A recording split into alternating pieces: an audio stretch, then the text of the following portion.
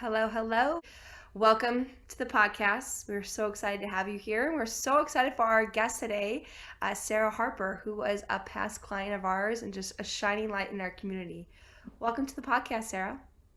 Hi, thank you so much for having me. I'm so excited to be here. Awesome. We're going to get right into this. And I'd love to hear, when was the first time you felt something on a soul level?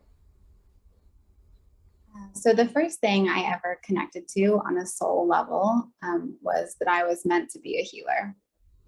Even as a really young child, I always noticed when someone was ill or imbalanced, and I had a really strong desire to help them. I've also had this lifelong fascination with herbs and the healing properties of plants that I could never really explain as a little kid. But I remember even when I was 3 or 4, sitting outside, like picking little herbs and dandelions and making little like tinctures and teas. And it wasn't until I started working with herbs professionally that I realized that I was actually making legitimate blends with medicinal herbs.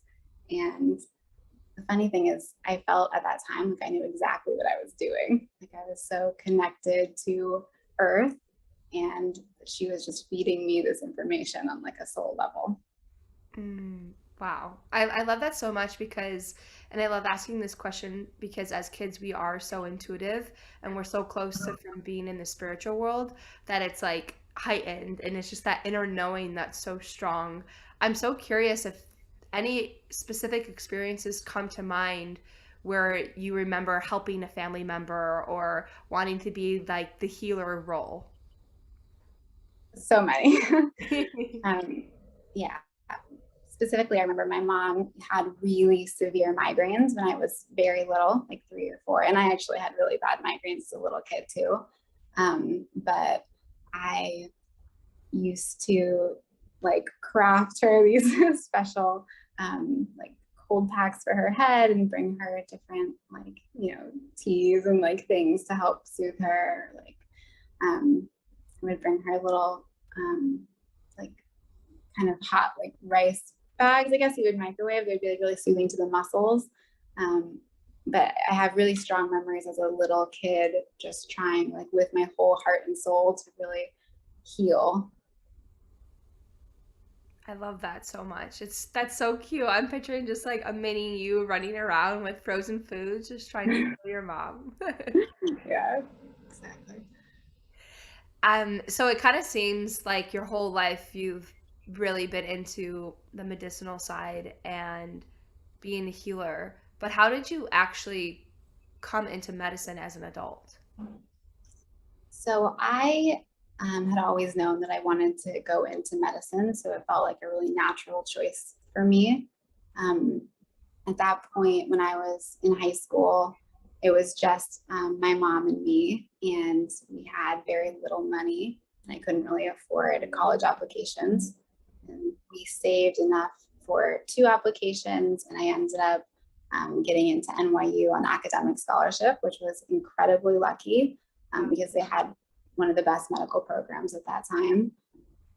I went there for undergrad and I continued at NYU for my graduate school while I was working nights at the hospital. My first job in the medical world was working nights in a very busy Brooklyn hospital, and I did that for about 5 years. And it was a period of growth and expansion, like I never could have imagined. It was had just become a level 1 trauma at that time. We were facing staffing shortages and equipment shortages that seemed to last for years. I learned so much during that time, and it really became kind of the foundation of a lot of who I've become as a provider. And it really opened my eyes to the obstacles that we face in the conventional medical system. You know, we tried so hard, but this was really sick care. There was nothing health related about it. We had so many patients in chronic pain, with chronic infection, and just layer upon layer of preventable chronic diseases. And our patients were so unwell physically and emotionally. And it felt like we would just keep trying our best and seeing them coming back over and over again, getting sicker. Um, and really, we were just managing symptoms and trying to suppress them and making our patients comfortable. And I knew, especially I think toward the end of my period of time there, that we were not getting to the root cause of their disease. And it felt like there was something triggering their immune system to dysregulate. And if we were able to find it, maybe we could reverse it. And so after I left the hospital, I started the Morrison Center a few years ago, and it was incredible. I felt like I was finally able to really integrate the best of Eastern and Western medicine together to help patients heal. And I became very dedicated to addressing the root cause of infection, stealth pathogens, nutritional deficiencies, environmental toxins, all the things that I had identified that really contribute to chronic disease. And for the first time, I really saw patients healing, and it was incredible. Wow. I'm so curious to know, when did you start to realize that the finding the root cause of the imbalance would be more healing? Because I think a lot of times when I talk to doctors in Western medicine, that's just their blinders are kind of on. That's all that they see, and rightfully so, because that's only been their education, and they see that that person is basically a victim to their circumstances, and that they have to be relying on the medication like that's the only way. So what kind of opened up your mind that this could even exist an alternative way? Such a good question. Um, I always felt, and this goes back to like being a very intuitive child, I always felt like if we were given disease, that we would be given the tools to help treat it. Mhm. Like I just knew in my soul there was a way to help the body come back into homeostasis, because the body is very intelligent. It is truly capable of healing in all areas, I believe, and I've seen. And in the conventional system, it's very algorithm based, like, matching your symptoms with your lab values, and matching it with a treatment, which is usually a medication that will either suppress your immune system if it's an autoimmune condition, or relieve pain or something like that. Um, but it doesn't ever ask why. How did this happen? What triggered your body to go into this state? And I just feel like that's a really important question. So we weren't born with chronic disease, right? Something happened. We experienced something that caused it to dysregulate. Yeah, that's so smart. That I love that it's almost the spiritual side of it that you really brought into it, because you're saying that we weren't meant to be diseased. If you think of us in our whole state, in our truthful state, we are healthy, we are able to experience bliss and joy. And there must be something in this world, there is something that's triggering all these things. I think that, like, wow, that's amazing to come to your own conclusion, because I think a lot of times people, they'll read a book, or they'll hear about Ayurveda or holistic medicine, and that will get you in that direction. But that is just so indicative of you as a healer, that you naturally came to that conclusion. So I know you so well because you went through our coaching program. I think it was about a year or so. It was about a year ago now. Yeah. And it's so funny because when you came into, you already had so much knowledge just in holistic medicine already. And I love working with those that have a background in Western medicine too, because I think the two of them working together is just so powerful. And in the program, I know that you face certain amount of challenges, but I love to hear from you. Which one really stuck out from you, of one of the challenges that you noticed and starting to become a holistic healer? Well, the biggest challenge that I think I faced during the program was actually like really rocked me in the best way, was the realization that I was the problem in my own healing. Like I was the only person holding myself back. And it's funny to think about now, but at the time I had so many excuses for why I couldn't really stand in my power or create those boundaries, or do what I needed to do on a soul level to heal. And it was just years upon years of limiting beliefs that I thought were keeping me safe, that I needed to really face and tear down to be able to take the next steps in my life, you know, as a provider, but also personally. There was so much that I thought was holding me back, and it was just my own mindset. But it's amazing what can happen when you really tear down those, you know, stories and that societal programming and all of that stuff that we're conditioned with since birth. It opens doors and opportunities for you that you never could have imagined. Totally. I know, it's so funny. It's like, oh, me, I'm the answer this whole entire time. That's like the biggest joke of the universe. I'd love to hear what was one of the limiting beliefs that, or if you can boil it down to a root limiting belief, what one has come up for you a lot? Oh gosh, so good. I had so many. I had a very strong fear of being seen, of being heard. I also, I think one of my biggest issues was that since I was such a healer at such a young age, I had tied so much of my identity to that image and started to tie my self worth to it. Like at some point, I must have received a lot of validation or praise or love for being that way. And as I got older, they just kind of, I don't know, became meshed together until I couldn't really separate them. So a lot of my issues with boundaries were my own problem. I would go out of my way to do way too much to heal the people around me. I think that also might be a projector problem. Like I just Totally. wanted to give so much knowledge and healing to everyone without necessarily even being asked for it. But they were all things that I really needed to work through and break apart for me to really step into my power and reserve my energy. It's essential. Totally.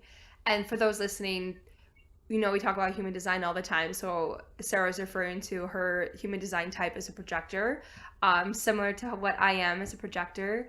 And I think that you brought up a point that is so relatable to a lot of healers. Like this is just classic healer 101 that happens is that you want to give so much and you give your all and that you just lack the boundaries, and it's because like you said you tie your self-worth to the work that you do and your ability to heal, how many people you can heal, what you can do for them. So it's like, well, if I don't have that, then what do I have? And it's just this journey of coming back to yourself that brings you back into that remembrance. And I'd love to hear from you, like what was an actual example of how you were bringing yourself back to who you were and releasing that tie of self-worth in your work? Yes. I did a lot of, so I guess I started kind of going through this work by looking at what my triggers were. And I was like, what is this trying to teach me? How do I go back? Because it's never the actual incident that is the problem, right? It's like, what is that triggering from your past? It's Exactly. making you feel reactive. And so this was the hard part, you know, going back and kind of reliving your childhood and going through the traumas and facing your shadow and learning like when did I absorb this limiting belief? How did it get imprinted in me? And how do I disconnect that emotion from that experience? Um, and it's not easy, but it is amazing, absolutely more liberating than anything I've ever done in my life. It really just set me free. I was like, wait, this isn't true. This isn't my story. This is something that I was conditioned with. Um, yeah, I mostly did actually a lot of the meditations that you guys had provided me with helped me to go back and kind of break that down. Yeah, totally. And I think also painting like a clear picture for our audience, like how often did you do this, like when you got triggered, and what did that practice look like? I did these meditations every day. Like it was absolutely a daily ritual for me, bringing myself, it really became part of my nighttime ritual, which is something I needed with my vata imbalance anyway. But Yeah, it's practice. It's definitely not something that happens overnight. It's kind of constantly going back into the subconscious mind and releasing those triggers and reprogramming over and over until you're no longer triggered. I love that so much. And I think that's so powerful to do at the end of the day, especially for someone like you who is so busy and deals with so many clients all day and healing them, for you to come back to a place of what is my center, what is my truth, because you are so sensitive to other people's energies. I mean, one of the most sensitive clients that I've seen, just picking up other people's stuff all day, and to have a practice where it can clean out that foreign energy that you've picked up so that you can really come back to yourself and then say, okay, what is true for me, or what am I picking up on, and at the same time releasing those societal conditionings. It's just, that's everything right there. So how did you notice your life start to change when you start to do this inner work? Because of course it takes time and it takes months. You're like, I don't, sometimes you're like, oh, do I really need to meditate? But you just stay diligent with it. And then over time, you start to see like you as a person start to bloom and blossom. And when that starts to happen and your vibration starts to change, then you start to notice that your relationships in your outer world changes. So I love to hear what that change looked like for you. After doing this work, literally everything in my life changed. And it's so crazy to think back, gosh, at how small I was keeping myself. But doing the inner work helped to balance my romantic relationships. My relationship with my husband got so much better, so much healthier. My relationships at work, my relationship with my boss, my patients. And it's funny because I thought that I was going into this to learn Ayurveda to kind of help heal other people. And the joke is, it was really all to heal me. Everything came back to me facing myself and healing my imbalances and allowing me to show up for other people in a really balanced way. Which I think I thought I was before, and it wasn't until I really was balanced that I can see, the difference. But I just feel so much more present for my patients. I'm there for them through the whole journey, physically, emotionally, spiritually, and it's incredible. I cannot thank you guys enough. I cannot tell you how much it changed my life. No. It's the best feeling when you can really see and feel the change in the client's energy. Like, there was a visceral change in you where we got on a call and I'm like, this is a different person. Like, the boldness, the confidence that came through because you remembered who you were, you remembered how powerful you were, and just the things that you were telling me in your relationships of what things shifted and how you continued to communicate with that person, and then what boundaries you started to build. I mean, I was blown away by it, and you were just in your worth so much, and it was just beyond inspiring to see. Thank you. I mean, I realized, the longer I do this work, especially getting more into the spiritual and energetic side, I've realized as like a root cause practitioner that the root cause really isn't just a toxin or an infection or a nutritional deficiency. It is a disconnection from spirit, right? It's that compromised ability to feel and connect with your emotions and name them and release them. And having that lack of energy flow, I can see it, what was happening in myself. I was ignoring my intuition, right? With food, with like activity level, in all arenas. I was trying to be really detached from my emotions instead of experiencing them. And so I was constantly exhausted and stressed, and I didn't know why. I was just so disconnected from myself. And once I was able to reconnect, I realized I could, speak up for myself. I could hold a boundary. People would respect it if I would just set it. It was that simple. It was incredible. And doing that allowed me to feel so much more aligned with my soul's purpose, which just made me feel like the energetics of that, it was just giving back to my soul instead of being continuously depleted. And I realized everything is just an energetic exchange, and that's something I need to honor. Oh, I love that so much. It's so true. And it's funny that this is such a common theme around healers alike, is that we know all the recommendations they give to our clients, the exact ones and the perfect healing plan.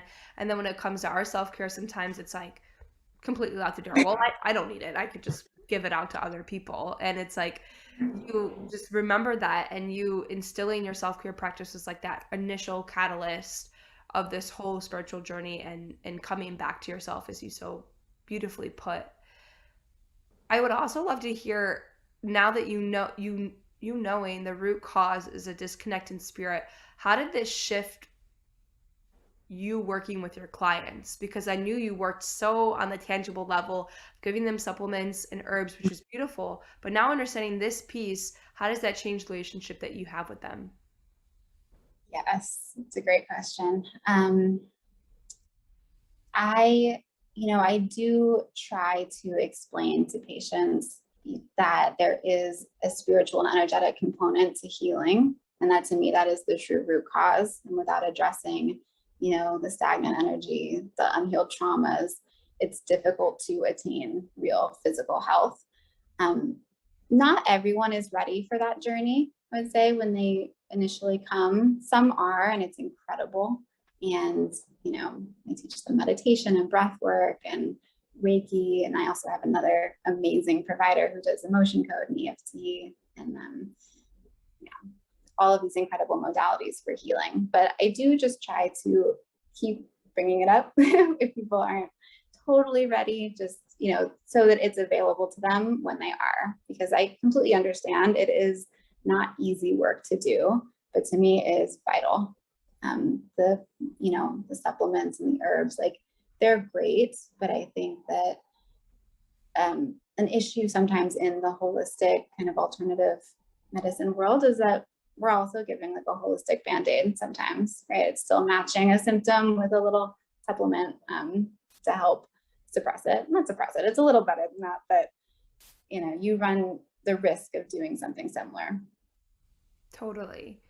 And I think that's such a good point, that you really have to meet that client where they're at, because if they're not ready to receive the spiritual stuff and understand the energetics, that's not going to be received. And that's actually part of what being a projector is that waiting for that invitation, where it's like, well, I Yes. know the exact plan for you. If you could heal, all you got to do is meditate every day. But if they're not willing to receive that, and from working with them if they would be, then it's just not going to land, and it's not going to be fruitful in the end. And I do think that it's kind of like a herbs, and understanding the physical body is such a gateway drug in a way. I Mhm. know that so many yogis, that's how they get into this whole world. That's how I did. It was through the body, and it was through doing yoga classes and very intense practices. And then that led me into meditation, which is just like the fulcrum of my practice that I focus on Mhm. the most now. And now, kind of switching this more over to Ayurveda, and how do you pair Ayurveda and using Western medicine together? Great question. So when patients come to me, I mean, I do a full history and physical, but I also do kind of an energetic assessment and looking at which elements may be out of balance, and trying to understand the energetics of what the patient's coming in with. Because, as you know, people can come in with digestive issues or skin issues, and that isn't always necessarily um, exclusive for one dosha, right? They can be overlapping. And if you treat them with the wrong herbs, it can actually exacerbate the problem. So I think that that is not always recognized also in the holistic world. That you can actually, like, you really need to understand the energetics of the herbs that you're treating them with and the energetics of the issue. So most people who come to me come with pretty advanced or like tridoshic imbalances, a lot of infectious diseases, autoimmune disease, cancer, psychiatric illness, things like that. And what I learned from you guys that was so important is when there is a tridoshic imbalance, you have to balance vata first, because that can push the other doshas out of balance. And I think that wasn't something I was always aware of. But you have to calm the nervous system before you, and I can translate that into more conventional sense before you work on like detox and drainage and treating the infection. You have to balance the nervous system. They have to be in a calm state. Totally. Yeah, that was such a mind boggling thing for me to learn too when I was in Ayurveda school, was treat Vata first, and it makes so much sense once you hear it, because you think of like the Vata deranged patient that comes in and they're just all over the place, and it's like if things are going right and left constantly, like there's going to be no middle ground. There's no way to ground that energy. So yeah, that part was so key for me in understanding too. And I'd love to hear like what common theme you see amongst your clients right now, and more so what would, and even so if you want to elaborate on what you think the root cause of their imbalances are. Great. So right now I am seeing a lot of people with, I would say, long-term Vata imbalance pushing Pitta. So they're presenting with a lot of symptoms from both. And they have,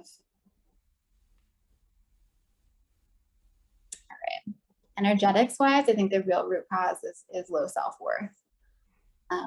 And that can manifest in a lot of their kind of like more Pitta, like keep going, never stop, not great self-care boundaries work also with some of them, but they just burn themselves out by constantly trying to do more and like prove their worth. Usually because it's still a Vata problem I need to address first, I will start with just some mindfulness habits, a daily routine, something that they can come back to ground them. Even like having them sit and chew their meals has been incredibly effective. And it's funny because when people come with Pitta imbalance, they usually like, okay, here are all my problems. Tell me all the solutions. I want to take 55 things. Where's all the lab work? Let's do a chest x-ray. And I'm like, nope, it's too much. Tell me what your environment is like when you eat your meals, like the energy of your day. And even just making tweaks and changes there is incredibly effective in calming them down, in calming their nervous system and digestion. It's so true. It can be literally so simple. Just the smallest adjustments in a person's day, because I find that really, and that's you as the healer and the intuitive knowing exactly which ones to feed first. But I find that if you start with the right ones, it triggers all the other ones. And then it just becomes like a real smooth healing plan for that person. So I'd love to hear some of your kind of like A to B transformation stories with your clients of when you've done some recommendations and they're starting to feel good. What have you, yeah, the changes that you notice? And this doesn't even have to be like on a physical level and their imbalances, but maybe it's more like mental and emotional. Maybe it is just energetic and just seeing like a little more light coming through with them. All right, wow, I have so many good ones. Okay, I can start with, I have a patient who came to me with a past medical history of substance abuse. She had been addicted to cocaine for a really long time, like 7 or 8 years. And she was coming to me with some skin problems and digestive issues. Most of what we did was really working on where that void came from, I would say, where her low self-worth patterns were coming from, the limiting beliefs behind it, how she was using drugs to kind of numb and dissociate, and like reconnecting her to self, to source. And it has been the most incredible transformation. Like, I just love her so much. It had very little to do with supplements or medications or IV treatments, really just reconnecting her with her soul, going back into her childhood, helping her to face her shadow, like walking that journey with her has realigned her digestion. Her skin is perfect. Wow. All of her eczema and psoriasis and rashes all are gone. And without medication, that seems really insurmountable in the conventional sense. And hers, as she healed her traumas, she just started to glow, right? Her energy started to flow really well. She was attracting better relationships. She was creating beautiful boundaries at work. She started to really rise and step into her power. And gosh, she's so great. But it's just a reminder, anytime I start to forget that, it's a great reminder that it is absolutely possible to heal from within. You don't really need all of the extra things. Yeah, it's the mindset. It's so huge. And I agree. I think that that's so important as healers that you need these stories to constantly remind yourself and to pull yourself back and be like, no, it is true. It is real. Because in a world where everyone's telling you the opposite, and when you're bombarded with that, it is pretty freaking hard to like stay in your truth and what you really know. And wow, I love that story so much. Just ending on this beautiful conversation, I'd love to hear what your vision is for yourself and integrating Western holistic medicine together for our future. So good. So I wish all practices were integrative. I think that it is absolutely essential to healing to really encompass the physical, the emotional, the spiritual, the conventional, whatever, the Eastern, everything together, and to look at everybody in a very like bio individual light, because I just feel like you can't make blanket statements about what is appropriate for everybody, right? Based on the text. I mean, like, sure, there are definitely some things where certain treatments are warranted. I'm not trying to take away from anything in the conventional sense, but I really want to make that kind of understanding more publicly accepted and not like acknowledged. I'm currently writing a book on, it's not even close to being done. I don't have a name for it, but on how to heal from chronic disease by integrating all of those aspects. And I just want to make that information more accessible to people, because I feel like that's where a big problem is, because this is a very small, I feel like a little niche environment where, certain people have access to this knowledge, but it's really not commonly not put out there for everyone to see. I'd like to change that. So that's my goal. Oh my goodness. Amazing. I didn't know you were writing a book. We're going to have you on when you're launching it so we can hear all about it. Of course you are, though. That's so perfect. Nowhere near done. It's not even close. Yeah, but I just feel like, people can do so much more for themselves, and it doesn't have to cost a lot of money. Just putting the power back into people's hands, like they can take control of their health in a really tangible way. So I'm excited. So hopefully that's what the future holds. Yes, I love that. And then there's nothing more empowering than doing that in a book and people reading that and understanding and getting the tools themselves and applying it. That's like so the new paradigm of healers is what we're doing is empowering that yes, we are the guides. We channel this wisdom and we can use our intuition to help, but we're simply just guiding you and reminding you of what you already know that is within you. And that truly is where I feel healers in this new paradigm is all going. So I share that beautiful vision with you too.